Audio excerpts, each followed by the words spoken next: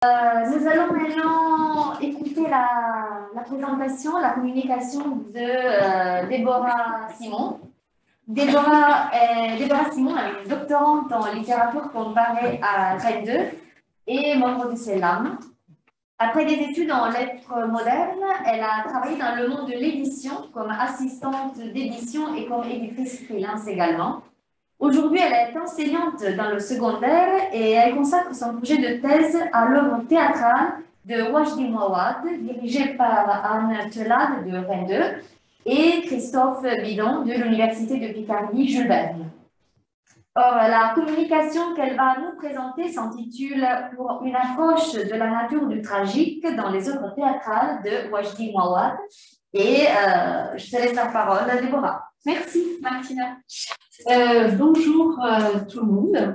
Merci d'être là pour nous écouter tous et toutes aujourd'hui. Donc effectivement, dans le cadre de cette communication, je vais évoquer la nature du tragique dans l'œuvre théâtrale de Wajdi Mouawad. Réflexion qui s'inscrit dans mes travaux de recherche sur son théâtre.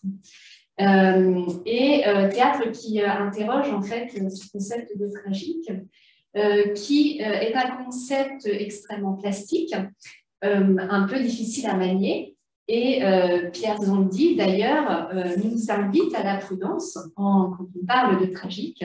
Dans son livre Essai sur le tragique, il évoque, je le cite, la difficulté à appréhender et à théoriser ce concept dans un risque de généralisation, voire d'affaiblissement de la notion. Concept qui suscite souvent des schémas de pensée, des prérequis, des automatismes dont il faut pouvoir convoquer, mais dont il faut aussi pouvoir s'arracher. Wajdi Mouawad assume ouvertement le tragique de son théâtre, il le revendique, et c'est d'autant plus marquant que ce théâtre s'inscrit dans un héritage tragique allant de la tragédie grecque antique, en passant par le théâtre de l'absurde et le théâtre postmoderne, qui disent la perte de sens et l'absurdité de la condition humaine. Donc une lecture du sentiment tragique chez Mouawad, c'est aussi une interrogation sur ce qu'est le sentiment tragique au XXe. Dans le cadre de cette communication, nous privilégierons une réflexion dialectique qui interroge le processus tragique mouawadien dans ses modalités et ses enjeux. Rappelons tout d'abord que la tragédie et le tragique naissent au moment de la mise en place de la démocratie athénienne au 5e, qu'elles interrogent le rapport de l'homme au divin et à la cité, et que ces éléments resteront des marqueurs forts du genre au fil des siècles. Le déclin de l'ordre antique, puis de l'ordre chrétien, permettent le retour du tragique, ce que Steiner, dans La mort de la tragédie, évoque largement. L'ordre chrétien ne permet pas le tragique. Quand il y a compensation, il y a justice, et donc il n'y a pas de tragique possible. Il dit, je cite, « Le théâtre tragique naît d'une affirmation. La nécessité est aveugle, et quand l'homme se trouve confronté avec elle, que ce soit à Thèbes ou à Gaza, elle le frappe de cécité. » Donc, effectivement, l'homme est soumis à ces transcendances qui revêt différentes figures au fil des siècles, suivant les conceptions philosophiques. Donc, qu'il s'agisse du destin, de la fatalité, des dieux, de Dieu, ou bien encore de la grande histoire, toutes ces figures d'une transcendance à laquelle l'homme serait soumise habitent la notion de tragique. La question de la survivance du théâtre tragique se pose au XXe siècle, ce qu'Adorno, dans sa théorie esthétique, convoque quand il parle de, je le cite, liquidation du sentiment tragique au XXe. Et pourtant, Hans Lehmann, dans son théâtre post-dramatique, nous invite à trouver toujours un espace de conflit tragique dans le monde. Il écrit « Nous devons toujours considérer qu'il existe un espace de conflit tragique dans le monde et la forme dramatique est une forme possible pour l'articulation d'un tel conflit. » Alors bien sûr, le théâtre postmoderne et en particulier le théâtre de Mouawad se sont emparés de cet espace du conflit tragique et s'y inscrivent par bien des aspects. Donc, une lecture critique du corpus muawadien permettra de poser les jalons d'une approche de la nature du tragique. Ce corpus comprend 24 pièces théâtrales publiées, puisqu'il en existe d'autres, mais auxquelles je n'ai pas réussi à avoir accès pour l'instant. Et cette architecture du corpus, sa dynamique, permet de distinguer 3 moments clés dans la création muawadienne et dans l'approche du tragique. Un premier mouvement qui est mis en place par les œuvres de jeunesse, qui commence donc avec Protagoras enfermé dans les toilettes en 1990, puis le fameux cycle Le son des promesses, qui comprend 4 pièces, qui sont souvent la partie la plus connue et la plus plébiscitée dans l'œuvre, donc qui comprend littoral, incendie, forêt et ciel. Et enfin, la post-tétralogie qui comprend le projet Sophocle avec l'adaptation des 7 pièces de Sophocle. Et ce projet a été initié par une pièce essentielle qui s'appelle Le soleil ni la mort ne peuvent se regarder en face, qui est une étape essentielle dans la création de l'œuvre. Donc, cette dynamique de l'œuvre permettra de s'interroger sur la façon dont l'œuvre muawadienne met en œuvre le tragique en mettant en crise les identités, évidemment humaines, mais aussi poétiques et esthétiques, et permettra de soulever l'hypothèse selon laquelle le tragique chez Waki Mouawad consisterait à trouver la voie d'un réenchantement du monde, dans un monde donc désenchanté, mais révélé, par le biais notamment de la poétique de la quête. Dans un premier moment, donc, nous évoquerons l'espace du conflit tragique qui est mis en scène dans ce théâtre, puisque effectivement, l'homme est en proie à une violence et une souffrance infligée, violence perpétrée et perpétuée par la figure du père notamment. La violence dans le théâtre de Mouawad trouve son origine à la fois dans la cellule familiale, qui est le lieu originel de la violence, mais aussi en extra-familial, en raison du poids de l'histoire. Donc, la cellule familiale met en scène les figures du père, père biologique, mais aussi père symbolique, père littéraire, dont il va falloir s'arracher pour pouvoir exister. Donc, cette question de construction identitaire qui passe par l'arrachement au père est clairement mise en évidence à travers les motifs de l'infanticide, puis du parricide dans le cycle Le son des promesses. Le parricide comme conséquence de la violence originelle subie par la jeunesse. L'ouverture de ciel se fait avec une voix oraculaire qui en appelle au meurtre des pères. Je cite, « Vous nous avez habitués au sang, vous nous écoutez mais vous n'entendez rien, ni l'alpha de nos peines, ni l'oméga de nos haines. Le temps des revendications est passé, voici venu le temps hoquetant, la terreur, la peur, la laïe. » Donc cette perpétuation de la violence, en fait, s'inscrit dans un cycle qui n'en finit plus et conduit du coup l'espace dramaturgique à être lui-même impacté, puisque à la fois en scène, mais aussi en hors-scène, tous les espaces deviennent des voies possibles d'invasion de la violence.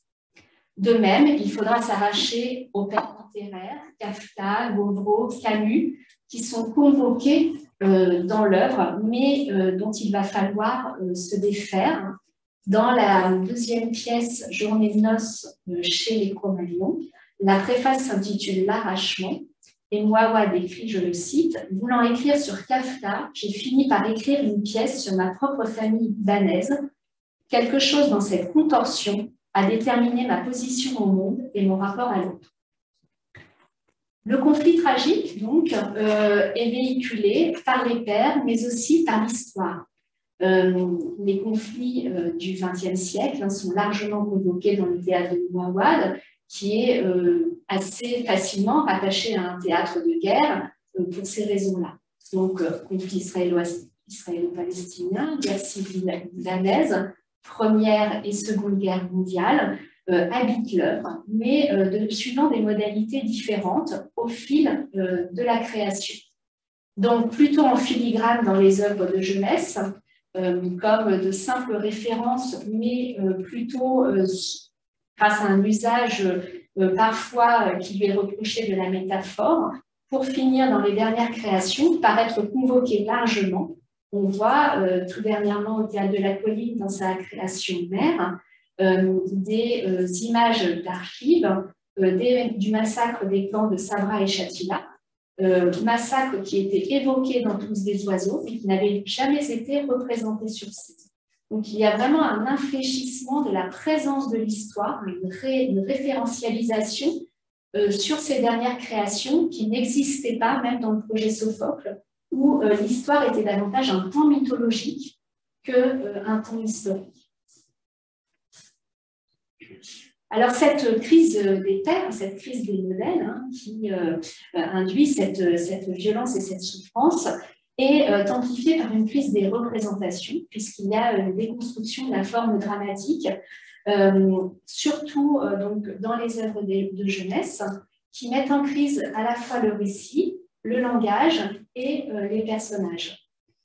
Donc, cette déconstruction des catégories de représentation s'inscrivent évidemment dans l'héritage de Beckett, et on dit qu'il y a une intertextualité très forte avec la pièce En attendant Godot. Par exemple, Journée de noces chez les Cro-Magnons met en scène une jeune fille, Nelly, qui passe toute la durée de la pièce à attendre son fiancé, qui finalement n'arrivera jamais. Le langage, la communication sont minés dans cette poétique-là et ne servent plus à faire le lien entre les personnages, mais au contraire à dire l'absence de sens et la violence des relations. Les personnages deviennent des clowns ou des monstres et ils s'ancrent dans des figures types, à l'image de ce fiancé dont je parlais tout à l'heure, qui, je cite, arrivera à 4 heures tous les fiancés. Donc, figure monstrueuse, figure clownesque, qui convoque les pulsions primaires de l'homme dans une obscénité, au sens étymologique du terme, largement convoquée sur la scène pour dénoncer la violence. Alors évidemment, dans ce processus d'invasion de la violence, il y a un déchaînement des passions qui met en jeu une catharsis, là encore, largement revendiquée par Mouawad.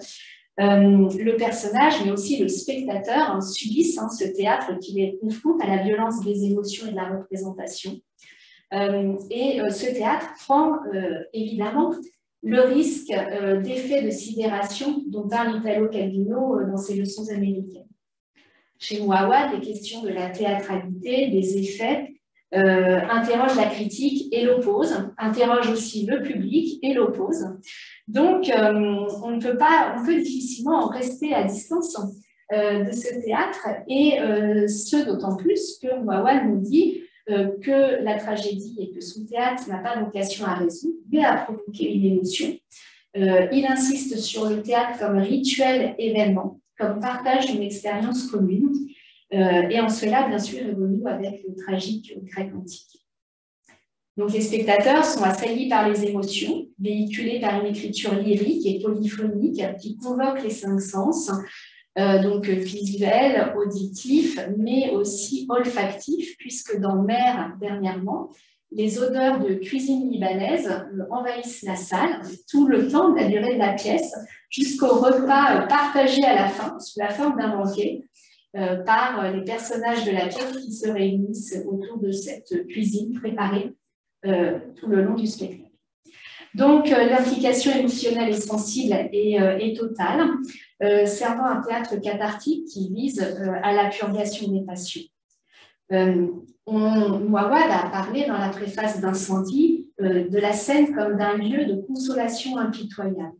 Alors, le terme consolation vient évidemment réactiver ce processus cathartique, mais le vocable impitoyable nous laisse quand même, pose la question de savoir ce que c'est que ce processus cathartique. Parce que c'est à la fois un processus qui invite à l'émotion, mais qui en même temps en appelle à la cruauté, ou en tout cas à l'absence de pitié, comme le préfixe, comme le vocable impitoyable nous le suggère.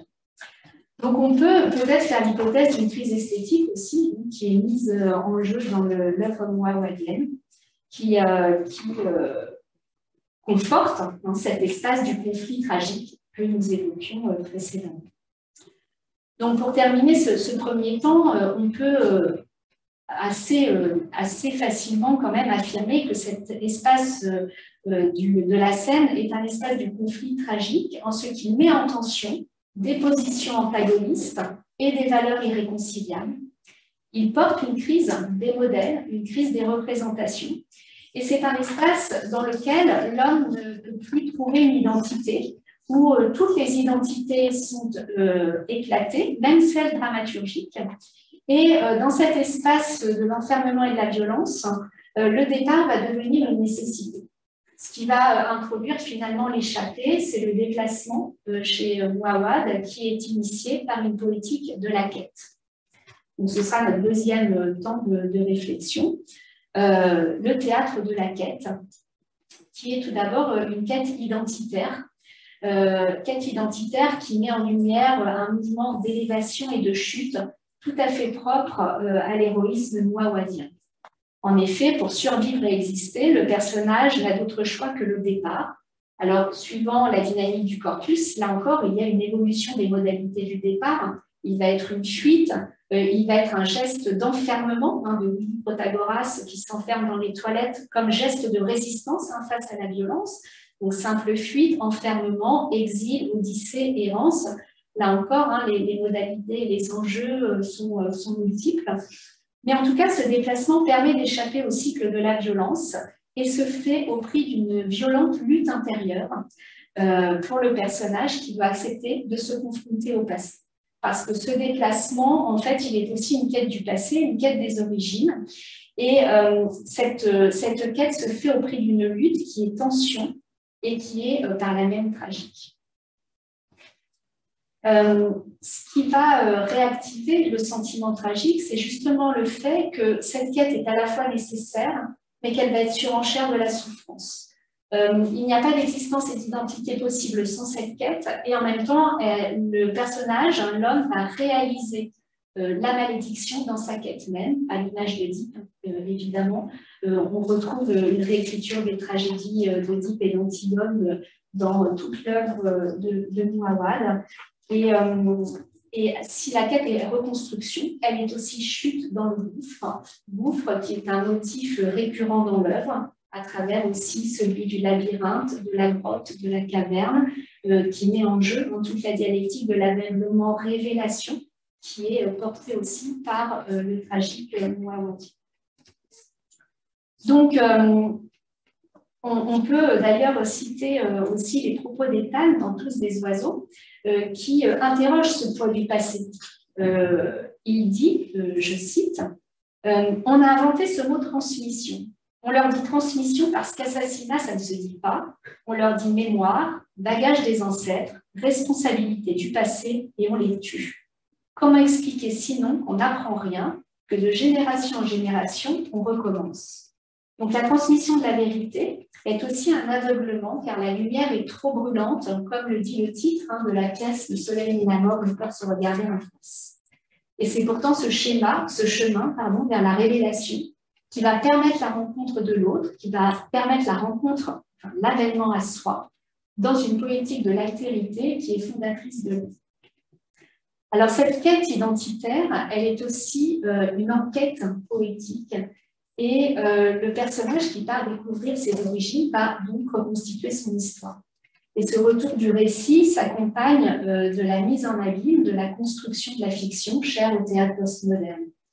On retrouve notamment ce procédé dans Rêve, où l'espace du plateau devient l'espace de la conscience d'un écrivain en train de créer sa pièce, dont tous les personnages interviennent sur le plateau pour élaborer ensemble la fiction théâtrale. Donc, on peut effectivement parler peut-être d'une reconstruction du récit, d'un retour du récit de Georges Manu, d'ailleurs, dans le théâtre de Mouawad, un théâtre sous haute tension, qualifie ce dramaturge de bâtisseur. il dit Mouawad ose l'épique, le grandiose, la démesure, c'est un bâtissé. Alors évidemment, il faudra voilà, pouvoir encore affiner tous ces enjeux du retour du récit dans l'œuvre, mais ça nous paraît en tout cas un élément essentiel voilà, dans la perspective tragique. Enfin, cette quête est aussi une quête esthétique, puisque nous l'avons vu, à la fois le théâtre de Mouawad rejoue le processus cathartique, mais il fait aussi appel à une écriture polyphonique qui a été initiée par la pièce seule au sortir du cycle Le sang des promesses, donc après la tétralogie. Cette écriture polyphonique consiste à repenser le processus de création et à mêler écriture textuelle et écriture scénique dans un entrelacement permanent des écritures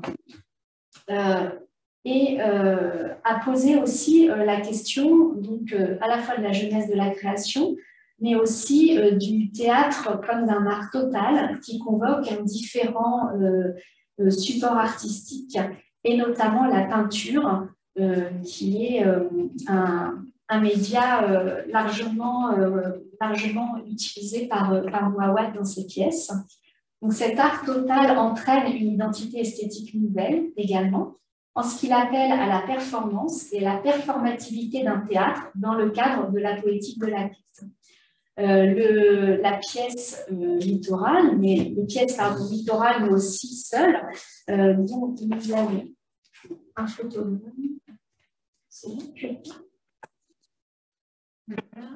Et j'ai partagé la ce document. Oui, c'est ça. Tous les fichiers. C'est un petit peu. Donc là, je vais descendre pour essayer. Alors, c'est pas celui-là, c'est tout.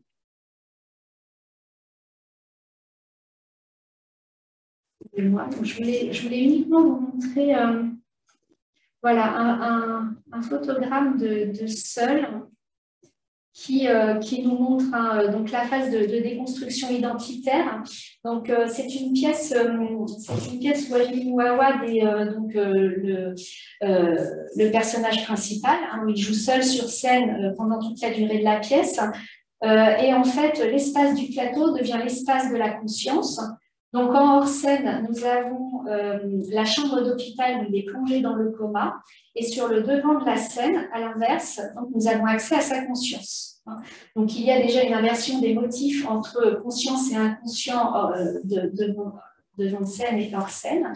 Et donc là, il est dans la phase de déconstruction identitaire où la violence qu'il subit est aussi une violence, on voit, très incarnée. Puisqu'on a le couteau, le motif de l'éventration, etc.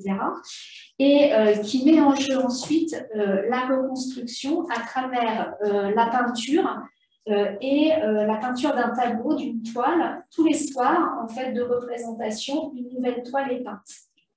Et cette toile est peinte pendant près d'une demi-heure. Donc, sur la durée du spectacle, on voit à la fois l'élaboration du processus de création picturale, mais qui ancre donc ce théâtre dans le théâtre de la performance propre à la postmodernité.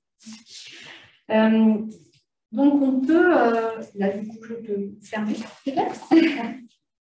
Merci. Et voilà, donc le théâtre de la quête est un théâtre de la reconstruction, comme se reconstruit le récit par l'avènement de l'histoire du personnage et l'avènement de la fiction théâtrale. Dans ce processus de mise en abîme familier à l'œuvre se dit le paradoxe d'une nécessité vitale mais surenchère de la souffrance, d'une clairvoyance mais qui est un éblouissement mortel, d'une déconstruction qui est reconstruction, d'un malheur qui est condition du bonheur. Et on rejoint la conception tragique telle qu'elle est décrite par Maria Zambrano dans L'homme et le divin, je la cite. La leçon de la sagesse tragique, c'est que la souffrance à son degré le plus extrême, quand elle consume et détruit, libère une lumière enfouie dans ce qui est le plus réfractaire à la limpidité. Dans cette caverne aveugle, qu'est le cœur de l'homme. Alors, ce motif de l'aveuglement ne peut pas nous laisser insensibles, d'abord parce qu'il nous interpelle, il peut nous laisser perplexes, il peut forcément, en tout cas, il nous interroge, et effectivement, dans un théâtre engagé, dans tous les sens voilà, du terme possible comme le sien, il doit nous arrêter. Donc, on peut imaginer que le tragique se joue dans cet aveuglement aussi, et faire l'hypothèse d'une odyssée tragique que serait l'œuvre muawadienne. La question dans le mouvement, à la fois d'enfermement, dans la violence et de libération, dans le mouvement d'aveuglement et de révélation, donc, qui est induit par la quête, est-ce qu'il y a une trajectoire? Est-ce qu'il y a un objet à cette trajectoire? Ou est-ce que Mouawad rejoue la figure de l'errance, lui qui est exilé du Liban, qui a ce vécu aussi de la guerre, etc.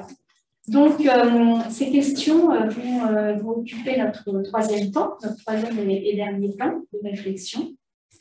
Et on va se demander, donc, si ce n'est pas dans la figure de l'errance que se joue la trajectoire tragique chez Wajdi Mouawad.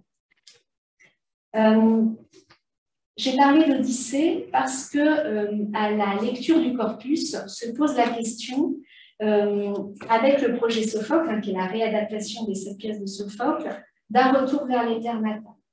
Est-ce que, après ces années d'expérimentation, de recherche poétique, esthétique, revenir à Sophocle pose question, en fait.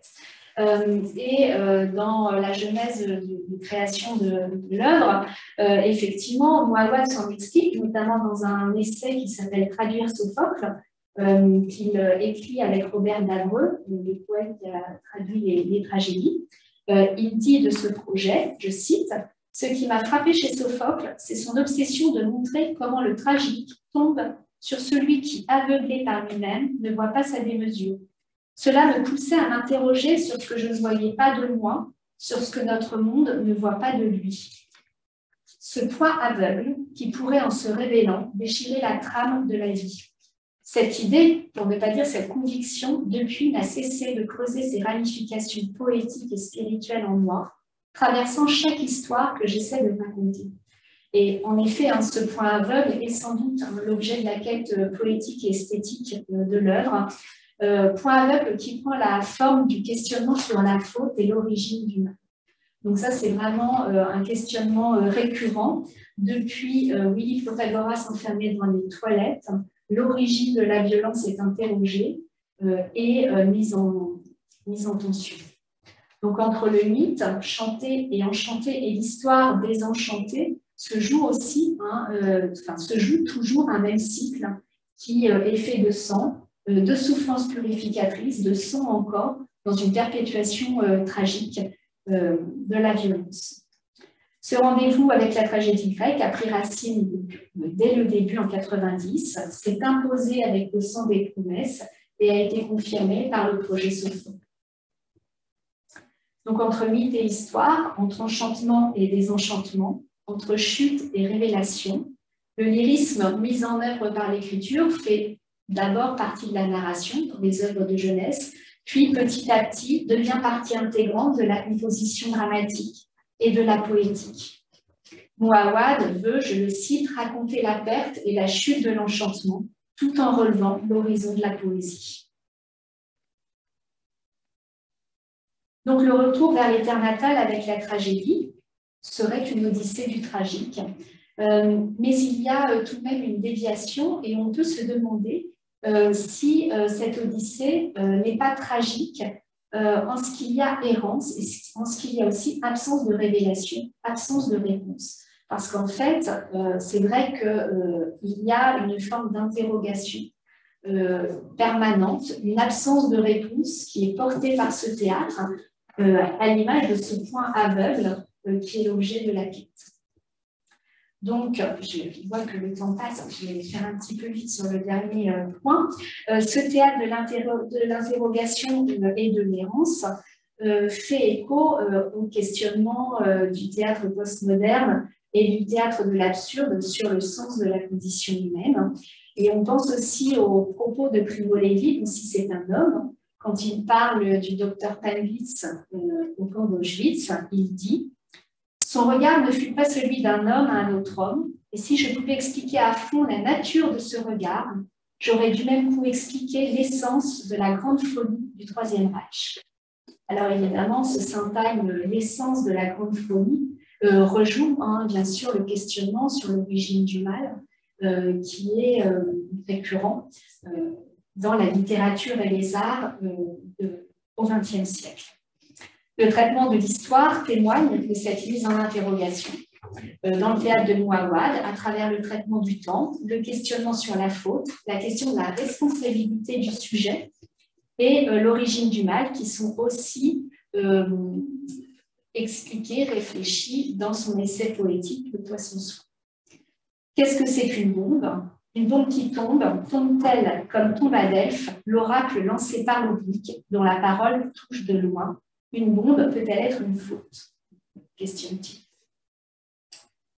Donc ce questionnement porte en lui l'héritage hegelien, où la révélation de l'humain permet à l'homme de faire l'histoire, elle-même nouvelle divinité qui écrase l'homme de son poids, signe de la nouvelle hybris de l'homme aussi, qui devient finalement le subordonné de l'histoire, un ouvrier de l'histoire qui ne peut relever le fond.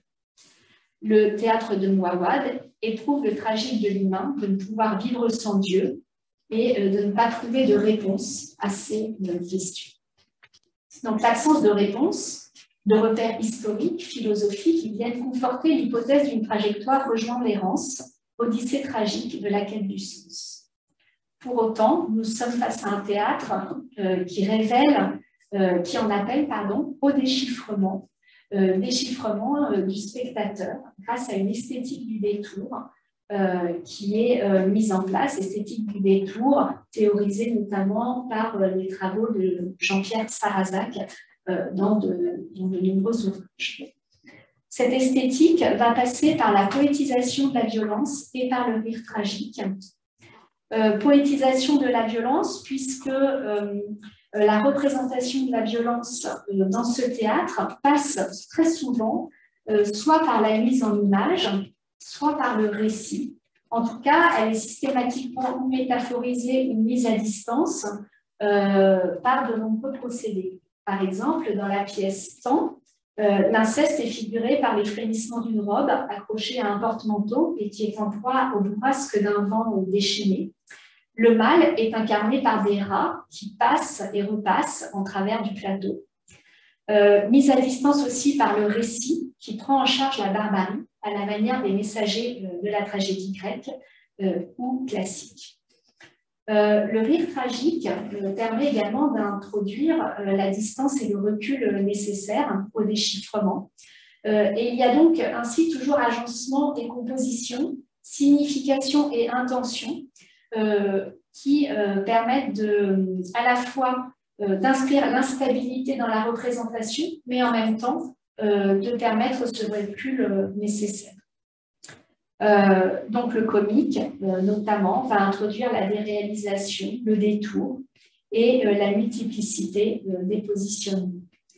Alors, je ne développerai pas, mais on distinguera deux types de comiques chez Mouawad. À la fois un comique hérité de la farce, qui est assez peu connu, puisqu'il habite surtout les œuvres de jeunesse, et un comique qui relève du tragicomique des et qui, cette fois, met en jeu l'absurdité de la condition humaine. Alors, je précise juste que les travaux de Mireille Scolella à ce sujet, et notamment son livre « Rien n'est plus drôle que le malheur », est vraiment un appui précieux à l'approche du rire dans le théâtre contemporain. Donc, voilà, c'est intéressant. Donc, si nous devions apporter quelques mots de conclusion, nous pourrions dire que cette œuvre nous semble en quête d'un réenchantement du monde, dans une odyssée tragique qui rejoue l'errance, mais qui en même temps se laisse difficilement réduire parce que c'est un théâtre qui aime à jouer avec les circonvolutions. Gaëtan Dupois parle d'ondulation, dans son théâtre, dans son livre Pensée et théâtre contemporain, l'exemple de Wajdi Mouawad. Donc, nous sommes face à des concepts et une œuvre extrêmement plastique qui met en crise les héritages et qui place la quête identitaire, poétique, esthétique, au cœur de sa réflexion. Ce théâtre porte en lui les tensions et les contradictions de mouvements contraires dans une fonction cathartique, dans une fonction de réveil, mais aussi dans une fonction interrogative. Et Maria Zambrano écrit dans L'Homme et le divin, je la cite, « Celui qui ignore ce qui lui arrive fait un travail de mémoire pour vaincre l'interruption de son récit, car il n'est pas totalement infortuné, celui qui peut se raconter à lui-même sa propre histoire. » Et c'est bien ce que nous dit Mouawad à propos de sa dernière création même, qui est un projet autobiographique, mais dont il dit que la mémoire raconte. Donc ce retour du récit fait écho aussi aux travaux de Pierre Nora, qui insiste sur la place de la mémoire dans l'histoire. Donc on peut dire que cette reconstruction par le récit de la mémoire, qui est aussi une mémoire évidemment du récit, laisse augurer la victoire de l'homme et de la poésie sur les oiseaux de malheur et de hasard qui planent sur l'œuvre mouawadienne, toujours dans une obscure clarté. Voilà.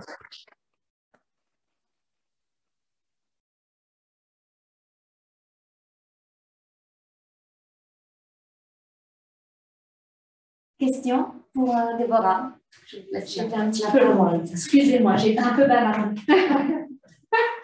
Oui, ça je t'écoutais parler, puis ça me faisait penser à Brecht et à Ariane Mouchkine. Est-ce que Wajdi Mouawad a dit qu'il y avait une filiation possible entre son travail et ce qui a été fait avec Brecht et Mouchkine avant? Alors, il ne l'a pas assumé ouvertement, enfin, ce n'est pas une filiation dont il revendique. Après, il y a vraiment dans le théâtre, oui, un héritage brechtien, notamment dans la question du témoin. Si on fait appel à la scène de rue du témoin chez Brecht, où à la fois le témoin est celui qui vit l'histoire et qui la raconte. Il y a vraiment toujours chez Mouawad, en fait, ce positionnement entre ce qui est vécu, mais qui est aussi raconté, donc cette forme de dédoublement, voilà, et qui fait aussi appel à ce qu'est le témoin au sens premier, le tiers.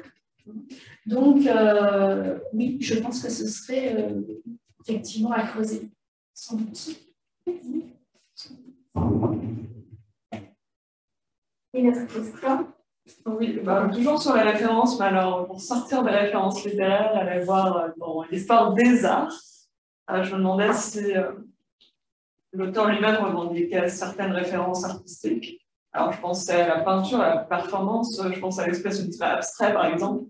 Performance, je ne sais pas si lui a des références. Je pense à Wagner pour l'opéra, je pense à Kandinsky pour la synesthésie virtuosante. Alors, est-ce que lui a revendiqué certaines filiations? En tout cas, il y en a, c'est sûr. Là, moi, je suis dans ce travail de recherche depuis 1 an. J'ai commencé la rentrée dernière. Donc, c'est vrai que je n'ai pas encore exploré cette dimension un peu totale de son théâtre et l'implication voilà, picturale, voilà, des héritages qu'il y a au niveau artistique. Mais oui. Et alors Wagner, tu penses à Wagner Le concept d'œuvre d'art total, ça vient de lui, mais peut-être qu'au-delà de ça, il n'y a rien de plus. Ouais. Là encore, ce sont des pistes, en fait. Mais est-ce que l'auteur lui-même a parlé de son œuvre et aurait pu laisser des traces? Non, pas à ma connaissance. Est-ce que c'est à toi de tout reconstruire? Non, en fait, pas à ma connaissance.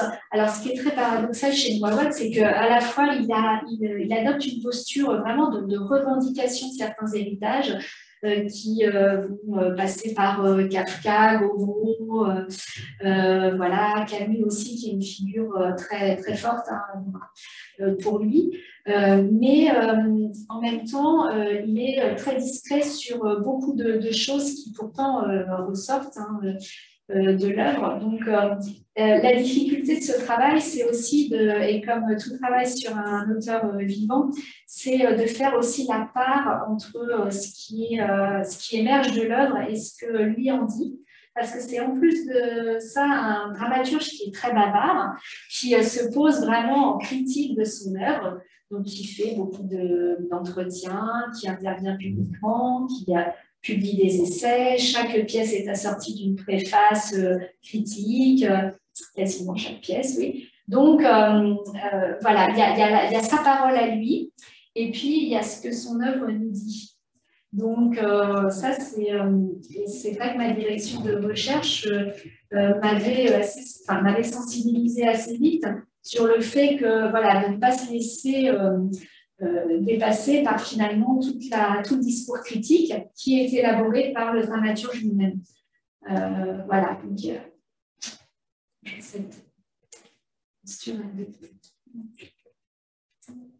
Déborah, j'ai une question pour toi. Ah non, désolée Marie. Non, c'est vrai, juste, je me demandais comment tu articulais, parce que donc il y a cette force tragique de l'histoire, cette nouvelle divinité historique qui s'impose au personnage, si j'ai bien compris. Et comment Wajdi Mouawad pense alors la responsabilité, la question de la responsabilité par rapport à l'histoire? Est-ce que voilà, il y a des éléments dans son œuvre là-dessus? En fait, il est, je dirais que la quête, c'est pour lui le geste symbolique qui montre la résistance. En fait, cette résistance, elle est incarnée par les personnages en ce qu'ils, soit ils partent découvrir leur passé, soit ils luttent contre la violence, mais en tout cas, on n'est pas dans un théâtre où l'homme est passif, où il subit, où il est toujours dans une lutte. Et c'est pour ça aussi que je parlais des spaces du conflit tragique, c'est qu'il y a constamment résistance, et cette quête, elle est résistance, en fait. Donc, la responsabilité de l'homme, je pense qu'il la place là. Mais pour moi, elle est la question assez passionnante. Enfin, dans les enjeux de ce théâtre, elle est cette question assez passionnante. Ouais. Et du coup, je me permets de rebondir. S'il veut assassiner le père en s'éloignant de Camus et qu'en même temps, il met la responsabilité dans la lutte, c'est très camusien, il doit être. Pardon. Oui. Et oui, c'est pour ça que ce qui est terrible, c'est qu'en fait, on ne s'en démêle jamais. On est constamment pris dans un paradoxe. Je me demande d'ailleurs si ce point aveugle, c'est pas cette espèce de paradoxe qui est incarné par l'œuvre, parce que oui, je n'ai pas de réponse. Bon, Déborah, j'ai une question pour toi. Et quels sont les sujets principaux que ces auteurs utilisent dans les œuvres de jeunesse? Quels sont les sujets qu'ils travaillent fondamentalement dans les œuvres de jeunesse? Ah, dans les œuvres de jeunesse notamment. Oui. Alors en fait, j'ai intitulé ce premier temps du corpus œuvres de jeunesse, parce qu'en fait, donc elle couvre la période de 1990 à 1997 à peu près. Ce ne sont pas des œuvres de jeunesse parce que ça traite de la littérature, enfin parce qu'elles appartiennent à la littérature jeunesse, c'est plutôt par rapport à un temps dans sa création. Et il y a 4 pièces en fait qui sont très peu connues et lues de lui, qui sont donc Willy Protagoras enfermé dans les toilettes, Journée de noces chez les condamnés, Rêve et Alphonse, qui pour le coup quand même a été publié aussi en littérature jeunesse, Alphonse, puisque c'est un conte qui raconte le parcours initiatique d'un jeune garçon qui fugue de chez lui parce que décidément il ne peut plus supporter sa famille et donc il va vivre des aventures picaresques, voilà, et voilà. mais voilà, c'est plus en termes de chronologie. D'accord, merci beaucoup. Parce que comment, je sais que tu travailles dans une école, Ouais, je pensais aussi que... alors, je suis dans le secondaire. Dans la secondaire, oui. Et est-ce qu'à la secondaire, ces études les œuvres de ces auteurs dans les cours de littérature ou cours de théâtre, peut-être, je ne sais pas, est-ce que c'est travail, c'est auteur? Est-ce qu'on étudie cet auteur, tu veux dire, au lycée Oui, exactement. Alors, Anna serait mieux placée que moi pour en parler parce qu'elle a fait étudier Incendie à ses élèves, je crois. Toi aussi, non? Non, moi, je ne l'avais pas fait à l'époque. Mais oui, c'est un auteur qui est étudié au lycée. Je crois qu'il est très apprécié par les étudiants en général. Parce qu'il convoque en fait beaucoup de thèmes, à la fois de questions contemporaines, voilà, propres à... Voilà, à susciter effectivement de l'intérêt. Est-ce que je peux poser une petite question? C'est par rapport aux outils, vos méthodes, vous avez autant les pièces de théâtre à voir, et encore quand elles ne sont plus en tournée via des festivals, vous avez des vidéos, et vous avez les textes aussi en parallèle. Donc vous avez la double interprétation, voire triple interprétation à faire à chaque fois pour les 24 pièces, si je comprends bien. Alors, ce qui est très compliqué, c'est qu'en fait, il n'y a pas de captation des pièces. Ah oui, donc Mouawad refuse les captations. Donc, aucune des pièces ne peut être vue si elle n'est pas vue voilà, au moment. Voilà. Donc, en fait, voilà. Donc c'est voilà, on est vraiment dans le théâtre de l'ici et maintenant, et si la pièce n'est pas. Donc, moi, je n'ai pas forcément accès à toutes les mises en scène. Donc, la difficulté, et ça va être une partie aussi de